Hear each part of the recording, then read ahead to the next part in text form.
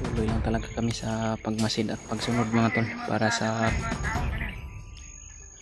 pagdating nila Kuya Bads dito at ni Julius, maililigtas namin tong dalawang bata na tol. Kawawa talaga yung dalawang bihag mga tol.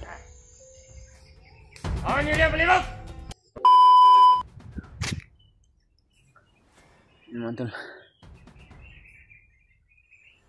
dito pa rin kami mga tol, patuloy kami sa pagmasid sa mga galawan ng mga bandido mga tol. Si Commander Arnel at yung mga tauhan niya, at lagi namin sinusubaybayan yung mga galawan nila mga tol, at kung ano po yung mga kilos nila at kung saan sila papunta, dahil kontak na po namin si Kuya Bads at si Julius mga tol, at papunta na po sila dito. At sinabihan po kami ni Kuya Bads na wag lang namin daw iwala sa aming mga paningin, dahil papunta na sila dito, dahil kailangan na mailigtas namin yung dalawang bihag na batang babae mga tol, dahil delikado yung buhay nila pag nakarating yan kay Commander Bagnot mga tol. Yan po sila sa unahan mga tol, at dito lang kami banda sa malayo-layo rin ni Brad Dave mga tol, dahil sabi ni Kuya Bads mga tol, pagdating daw niya dito try niya daw na kausapin si Arnel, makakilala pa daw yun sa kanya, o makiusapan pa daw niya mga tol, dahil delikado po talaga yung sitwasyon ng mga pamilya nila doon sa baba mga tol, mga pamilya namin mga hunter, dahil kabisado po ni Arnel yung mga lugar namin mga tol, lugar nila Kuya Bads at ni Brother Mart, at yung sa mga magulang nila mga tol.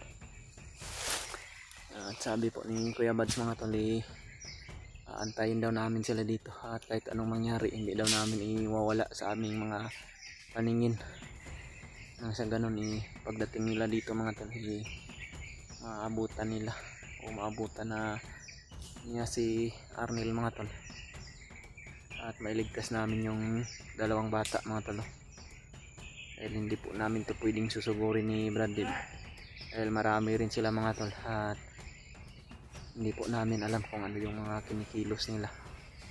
Ang sa amin lang dito mga tol, nakasubaybay lang kami palagi sa sitwasyon ng bihag, at sa kay Arnel mga tol na dating tinutulungan ni Kuya Bads, ngayon po ay naging commander na. Yan, umulan na mga tol. Doon po sila sa unahan mga tol. Yun po si Arnel mga tol, nagpasikot-sikot po siya, at yun yung dalawang bihag mga tol, dalawang batang babae, at napakarami nila mga tol. Brad, yan si Brad Dave mga tol.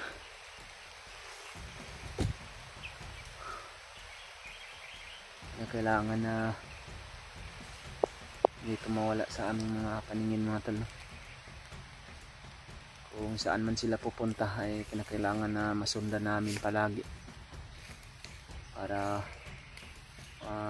magdating nila Kuya Bads na magkita kami mga tol, dahil papunta na rin sila dito.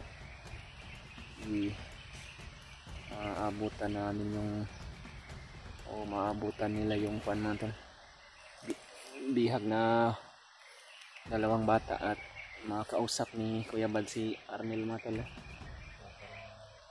Baka sakali kung pwede na atakihin natin para yan o.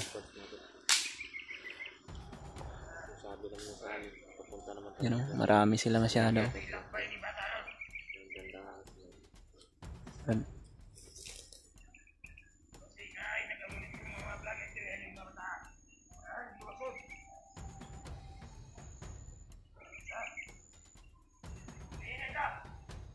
Yan, maglalakbay na naman sila mga tol.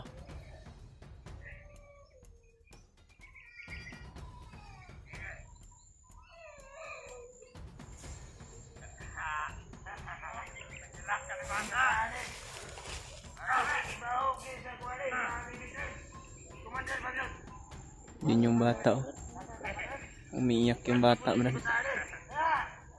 Nadala-dala ni Arnel.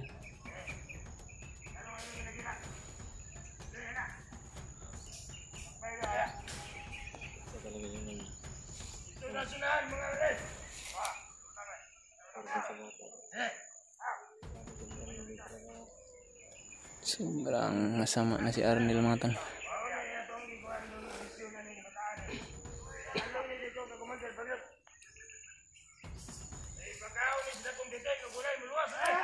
Yan yung mga bihag, nga tol. Yung isa na bata maliit pa at yung isa naman ay medyo malaki na, mga tol.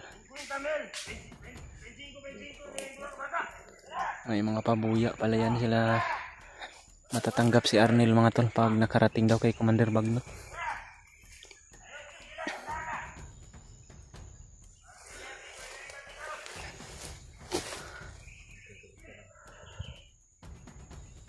Papasalamat din po pala kami, mga tol, na iligtas na nila Brad Raymart si Brad Pidot. Pababa na po yun sila ng bayan daw, mga tol. Papasalamat po talaga kami na iligtas na nila si Brad Pidot at yun si Brad Marvin din.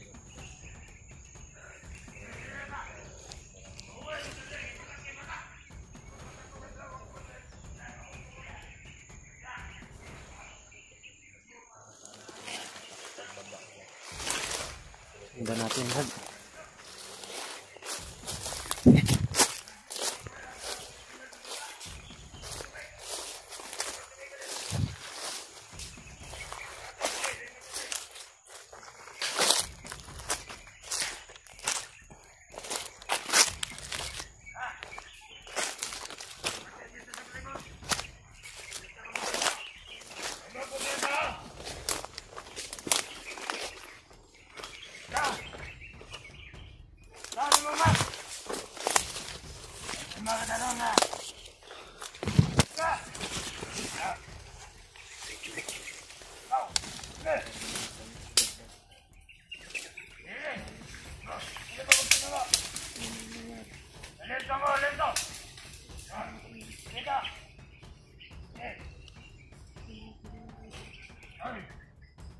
Asan yung mga ginikanan, mga bataan mo?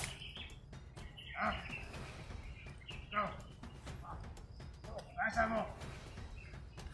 Sobrang kawawa yung dalawang bihag, mga tol. Mga bata pa na nadadamay sa mga karahasan nila. Ano nga dawa ang wala na inisip nila? Pinuripan na ka siguro kay Basil. Alam ko na hinahanap to ng mga magulang nila, mga tol. Si Commander Arnel talaga yung namumuno sa panghuli ng mga bata ngayon, mga tol.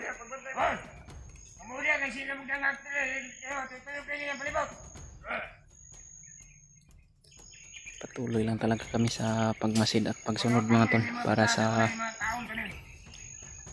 pagdating nila Kuya Bads dito at ni Julius, maililigtas namin tong dalawang bata na to, dahil sabi ni Kuya Bads, antayin daw namin sila bago kami atake, mga tol.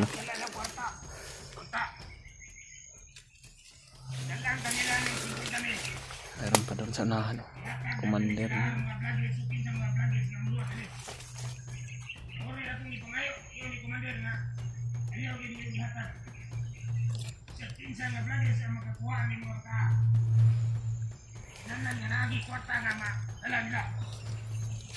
Wala. Muna ko yata niya ni Commander. Bugay na kayo sa kamot ng mga bataan eh. Muna nga bro, mga truma na. Ang bumipas.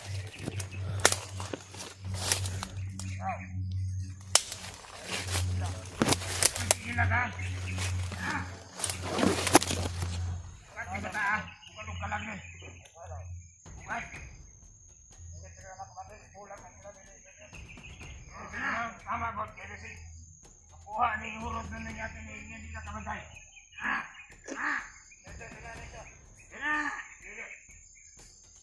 Kawawa talaga yung dalawang bihag, mga tol. Yun, binuhat na naman ni Arnel yung isang bata. At ito naman yung isang bihag mga tol. Awal problema ng guwang-guwang. Yan ka. Ungkol na.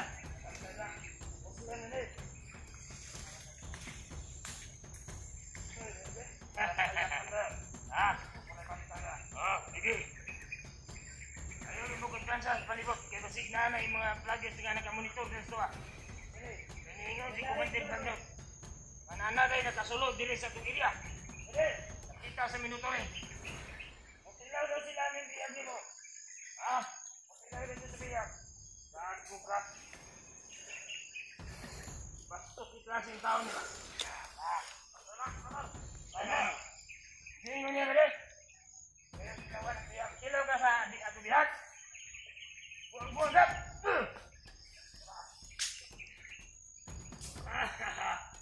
Kako. Sambalusus.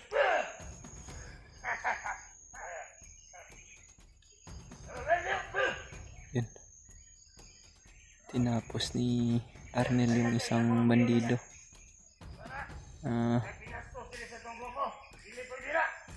Hindi isang ayon sa kanyang kalakaran mga tol. Napaka amo na yung body nga namang nga tungod sa susunod na mayan sa mating bandag. Wala ka mo na tugasan itong mga vlogger. Huwag mo sumbong. Hindi ka mura na. Kamu tabas. Kaya ko na pantay na. ito yung problema mga tol. Pag-aatakihin ni Arnel yung mga bahay ng mga hunter doon sa bayan, delikado po talaga ang kalagayan ng mga pamilya ng mga hunter dito kay Arnel mga tol, lalong lalo na sa bahay nila Kuya Bads, bahay nila Raymart at yung bahay ng mga magulang ni Bads at ni Raymart mga tol. Pakishare na lang tong video na to sa mga kasamahan namin mga tol, para makita din nila kung ano yung sitwasyon namin dito ngayon.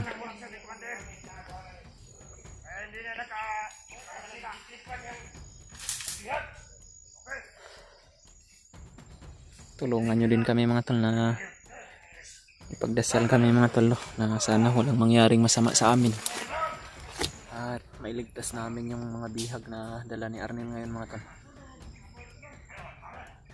Dahil kinakailangan na mapigilan namin yung mga maling hangarin nila sa buhay na ginagawa nila ngayon mga tol. Napakabait yan ni Arnel, sabi ni Dib sa akin mga tol. Ngayon daw na sobrang mabangis na dahil sa hypnotize na pumasok sa kanyang katawan.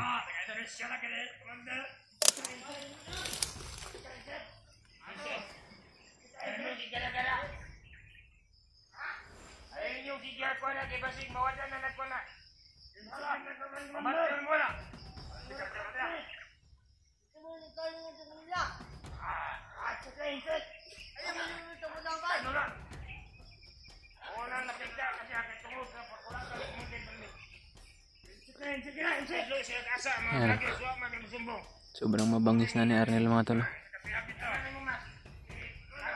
Sobrang malakas yung kapangyarihan na binigay ni Commander Bagnat sa kanya. Oh, sige. Sige, kawag yung palibot. Palibot mo.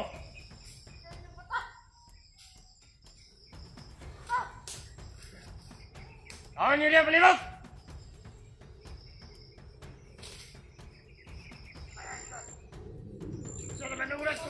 Ito yung mukha ni Arnel mga tol, kung nakikita ninyo ngayon. Dahil yung pagdala ni Kuya Bads doon sa kanila mga tol, hindi ito nagkapag-face reveal. Ngunit ngayon makikita nyo na po talaga kung ano yung pagmumukha ni Arnel mga tol.